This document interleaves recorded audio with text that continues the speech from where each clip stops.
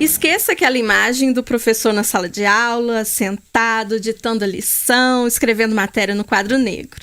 Os mestres da atual geração, eles estão dispostos a inovar na sala de aula, como é o caso do nosso entrevistado de hoje, que tem um canal no YouTube e também seu próprio aplicativo. É o professor Marcelo Batista, professor de português, de redação, professor do Bernoulli, QI pré-vestibular e também sócio da Qualu Escola Criativa. Bom dia, bem-vindo, professor Marcelo. Bom dia, pessoal. Bom ou não? Tudo bom demais, jóia. É isso. Prazer aqui estar com vocês. Obrigado pelo convite. Nós que agradecemos. Marcelo, você criou então no YouTube o Aprendi com Papai com esse intuito de aprofundar possíveis temas de redação, não é isso? Como que surgiu essa ideia? O Aprendi com Papai, na verdade, ele é um canal que existe no YouTube, ele é totalmente gratuito. Ele tem o objetivo de tentar democratizar um pouco o ensino da redação. A gente percebe que muitas vezes esse ensino, esse conteúdo de redação, ele está muito sujeito ao aspecto financeiro. E às vezes com o canal no YouTube a gente consegue ter uma abrangência muito maior e consegue oferecer esse serviço de maneira gratuita para todo tipo de aluno, que eu acho que é o mais importante como educador, é tentar fazer com que essa educação seja mais abrangente possível, né? Vamos falar então um pouco do canal. Além de você sempre traz convidados, né? Sim. Para poder falar de temas específicos de redação, não é isso? Exatamente. Uma grande questão que envolve a redação, principalmente a redação com a abordagem do Enem, é a interdisciplinaridade, ou seja, a relação com outras áreas do conhecimento. Então, muitas vezes no canal eu levo convidados que às vezes conseguem se aprofundar muito mais em algumas áreas que, como professor de redação, obviamente, eu não tenho a mesma capacidade que eles, né? Então, muitas vezes eu levo professor de filosofia, professores de sociologia, eu levo muitas vezes, já levei até professor de física para mostrar como aplicar a física na redação do Enem, que é uma das questões que, né, chama mais a atenção do aluno, essa capacidade interdisciplinar. Que legal. Porque você ensina a técnica, mas também tem a questão do assunto, né? A pessoa tem que ter uma noção do assunto. Inclusive, o ano passado, o tema surpreendeu muita gente, que foi Desafios para a Formação Educacional de Surdos no Brasil. Como que você analisou esse tema? Realmente foi, assim, polêmico? Por que causou essa polêmica toda? Bom, na verdade, a polêmica ela vem sempre que é um tema que não é tão esperado por parte dos alunos, né? Discutir sobre educação, discutir sobre acessibilidade é uma coisa que certamente a maioria dos professores fizeram ao longo do ano, claro, mas não de uma maneira tão específica. Então, o Enem ele trouxe um pouco dessa bagagem de discutir sobre questões minoritárias, só que eles conseguiram se aprofundar ainda mais em um determinado grupo. E aí muitos alunos tiveram dificuldade para tratar sobre esse tema. E esse ano, que é ano de eleição, você tem aí já palpite? Quais são os palpites dos professores? Olha, o Enem ele tem surpreendido tanto, eu diria que agora tá ficando praticamente impossível de palpitar sobre tema, né? Às vezes a gente pensa assim, é ano de eleição, então eles devem fazer uma abordagem parecida. Aí às vezes vem um tema que não tem nada a ver com o que a gente tá esperando, o que a gente tá discutindo. O que é interessante recomendar pro aluno agora é que pense e que estude os mais diversos temas e que aprenda o principal, que é escrever redação. Se o aluno sabe escrever, independente do tema, se ele consegue estar bem formado, ele vai fazer um bom texto com uma estrutura muito legal e não vai ter muito problema em relação a isso, né? E quais são as suas dicas aí para escrever uma boa redação? Bom, para escrever uma boa redação, o aluno precisa necessariamente, né, conhecer a estrutura do texto dissertativo argumentativo, como escrever, como organizar o próprio texto. E, além disso, é importante que ele se mantenha informado o tempo inteiro, né, que ele saiba sempre a respeito das principais notícias, que eles saibam a respeito de aspectos políticos e sociais, tanto do Brasil quanto do mundo, mas principalmente do Brasil, que é o foco sempre do Enem, e que ele busque sempre fazer relações de outras disciplinas com a própria redação para conseguir enriquecer esse potencial argumentativo do texto. E o que muda quando a gente sai do Enem para um concurso público, por exemplo? Bom, o Enem ele tem como característica, uma das características principais, a exigência de uma proposta de intervenção. Então, a proposta de intervenção ela seria basicamente uma solução para o problema que é abordado ao longo do texto.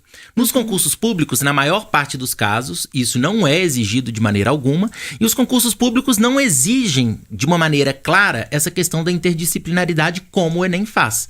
Tirando isso, a estrutura da dissertação, ela não tem muito mistério, né? Acaba que ela vai ser um pouco semelhante, mas essas são as principais diferenças. Tá, e além do canal do YouTube, então você também tem, agora lançou ano passado, em 2017, um aplicativo, né, com o mesmo nome, Aprendi com Papai. O aluno baixa no celular também, de maneira gratuita, né? E como que funciona aí esse aplicativo? Bom, na verdade o aplicativo, eu gosto de falar que ele é como se fosse um banco de temas. O que acontece no aplicativo? O aluno, ele consegue, baixando, ele está disponível tanto na Apple Store quanto na Google Play, ele consegue baixar esse aplicativo que tem mais de 100 temas de redação inéditos, e todos esses temas podem ser utilizados pelos alunos, e eles podem muitas vezes escrever esses temas, mandar para o professor corrigir, pedir para algum especialista, né, que ele possa ter algum tipo de proximidade para ver esse tema. E caso o aluno queira, e essa seria a única parte paga do aplicativo, ele pode digitar o texto no próprio celular, ou ele pode fotografar o texto na folha de redação e mandar para a correção. Nós temos uma plataforma exatamente idêntica à plataforma de correção do Enem, e nós trabalhamos sempre com corretores que já têm essa experiência em Enem. Aí o aluno recebe uma correção totalmente digital, com observações, ele recebe gráficos, se ele está melhorando ou piorando em cada competência da redação, e ele tem todo esse detalhamento a respeito desses aspectos de correção. Eu achei fantástico isso, porque ele pega o telefone, fotografa a folha, né, a sua redação, e já manda. Isso tem muita cara da juventude, né? Sim, então sim. Eu queria que você falasse aí. Isso é uma tendência, o uso dessa tecnologia nas salas de aula, você que também é professor, como que você avalia aí um aluno chegando com o celular na sala de aula? Bom, na verdade o uso da tecnologia hoje eu diria que é praticamente uma obrigação para quem quer se comunicar, principalmente com essa população jovem, né? Muitas vezes esse grupo, ele já tem uma relação tão profunda com a tecnologia, que às vezes o professor que fica exclusivamente nesse modelo tradicional, usando basicamente quadro em sala de aula, acaba que ele vai ficar assim ultrapassado. Claro, o aluno, ele precisa ter prudência, e ele precisa saber que o uso de celular na sala de aula, ele pode sim gerar problemas. Mas eu enxergo que é praticamente impossível hoje, nessa geração, proibir o uso do celular. Então é muito mais interessante que os professores, as escolas, busquem um aluno que sabe utilizar essa ferramenta da maneira correta, que simplesmente buscar um caráter proibitivo, que aí sim começa a ser muito mais problemático. Levando em consideração, principalmente, né, que o jovem, a impressão que a gente tem é que eles gostam ainda mais quando é proibido, né?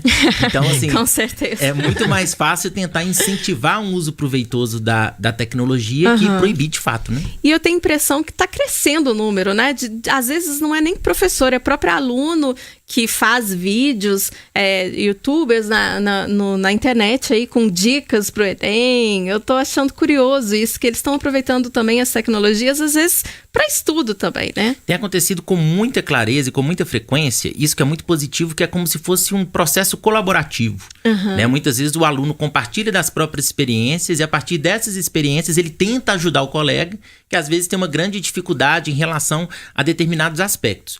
Isso é fantástico, isso é muito interessante, mas obviamente tem que ser feito com muita prudência. Claro. Né? Muitas vezes há vídeos de alunos que postam dicas de acordo com o que ele estudou de determinada matéria, que postam dicas a respeito de determinadas disciplinas. Aí a gente tem sempre que tomar cuidado em relação à veracidade de determinadas informações. Se ele compreendeu tudo, né? Sim, no caso, por exemplo, de dicas de estudo, se o aluno estiver compartilhando uma experiência, é extremamente válido, perfeito, excelente. Agora, quando o aluno começa a tentar ensinar sobre diversas matérias, apesar de ser algo muito bem intencionado, pode se transformar em algo um pouco perigoso, né? Porque não tem ninguém que verifica e que avalia esse conteúdo, né? Concordo com você. E por falar em uso de tecnologia, a gente vai usar o WhatsApp do programa, que é o 98421-2306, e a gente vai sortear, então, aqui, você aí que tá, né, se preparando para o Enem, ou então você que tá estudando aí para um... Não, esse livro é especificamente para o Enem, né, professor? Esse livro é para o Enem. Então, para você aí, que tá estudando, se preparando para o Enem, o professor Marcelo Batista tem um livro que é o Redação e Atualidades para o Enem, com 12 eixos temáticos. E a gente vai sortear agora aqui no programa. É só você mandar seu nome completo para o 98421-2306. Beleza. Nós temos uma pergunta aqui para ele. Pois não, então vamos lá. Vamos lá. Ao entrevistado professor Marcelo, concorda que a tecnologia não significa que o aluno observe aquele conteúdo? Ou seja, na minha época, faltava fonte de informação. Hoje sobra, mas eles não absorvem. É o Bruno Santa Cruz. Bruno, a grande questão hoje, eu diria que não é a falta de informação, mas muitas vezes a falta de filtro das informações. O grande desafio quando a gente conversa sobre tecnologia hoje é ensinar o aluno a tentar fazer um uso produtivo, mostrar o que seria, por exemplo, uma fonte confiável, uma fonte menos confiável, o que seria positivo ou negativo uma determinada pesquisa, para que ele tenha um direcionamento.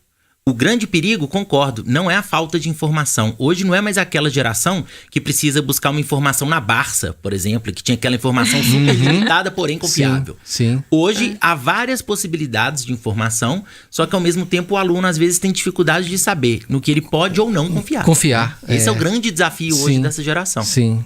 Eu queria que você, então, professor Marcelo, desse aí, né, o endereço direitinho das suas plataformas. Você também está com uma salinha de redação, é isso? Exatamente. Bom, os alunos que quiserem estudar comigo, agora no mês de fevereiro, eu começo algumas turmas da minha salinha de redação.